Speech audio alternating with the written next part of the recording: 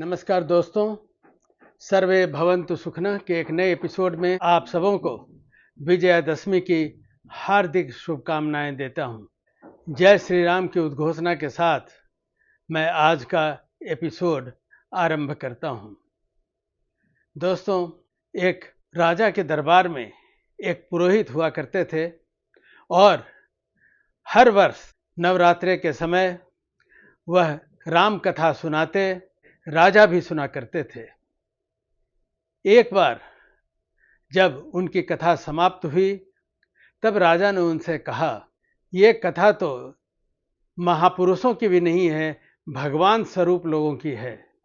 रावण भी इतने ज्ञाता थे, इतने बड़े थे, देवता भी उनके अधीन आ जाते थे और भगवान श्री राम तो स्वयं भगवान थे ही, मर्यादा पुरुषोत्तम थे ही। आपसे अनुरोध है कि आप हम मानवों के लिए भी कोई न कोई चीज़ बताएं कि इससे हमें क्या शिक्षा मिलती है। एक शिक्षा बताएं जो हम सब अच्छी तरह समझ पाए।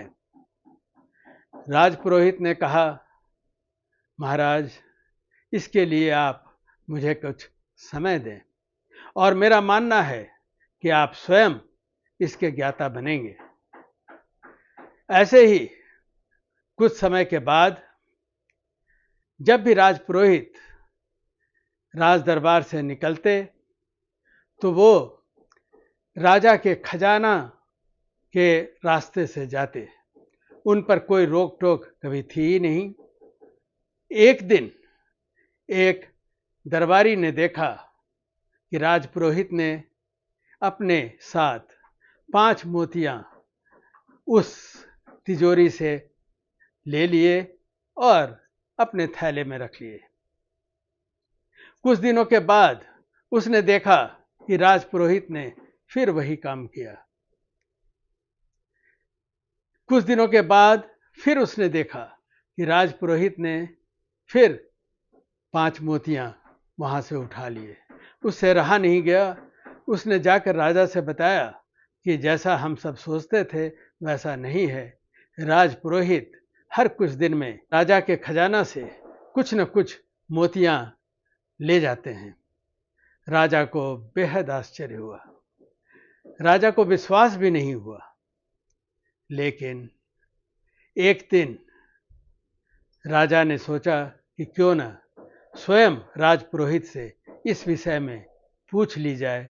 उन्होंने राजपुरोहित से कहा, आपका मैं इतना सम्मान करता हूँ, आदर करता हूँ, लेकिन मुझे सूचना मिली है कि आप अक्सर जब हमारे दरबार से जाते हैं तो खजाने से कुछ न कुछ उठा लेते हैं, अपने पास रख लेते हैं। मैं इसे नहीं मानता, लेकिन क्या यह सच है? राजपुरोहित ने कहा, जी महाराज, आपको बिल्कुल सही सूचना मिली है, यह बात सच है। अगले दिन जब राजपुरोहित वहां पहुंचे तो उन्होंने देखा कि पहले की भांति राजा ने उनका स्वागत नहीं किया। राजा पहले उठ खड़े होते थे, उन्हें आसन देते थे, उनके बैठने के बाद ही बैठते थे, लेकिन उस दिन राजा ने ऐसा कुछ नहीं किया। राजा अपने स्थान पर बैठे रहे। तब राजपुरोहित ने कहा, प्रभु, आपने कुछ समय पहले जब हमने राम कथा सुनाई थी मुझसे एक प्रश्न किया था कि हम लोगों के लिए इसमें क्या शिक्षा है।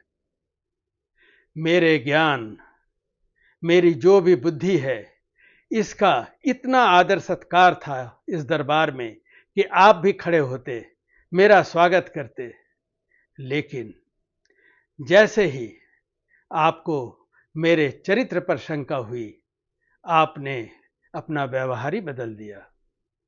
एक बार अगर किसी का चरित्र हनन हो जाए, छोटी सी छोटी बात के लिए भी अगर आपके चरित्र पर कलंक लग जाए तो जो भी आप हैं वह नहीं रह जाते। राजन, आपने देखा कि सब कुछ होते हुए भी रावण को अपने प्राण त्यागने पड़े।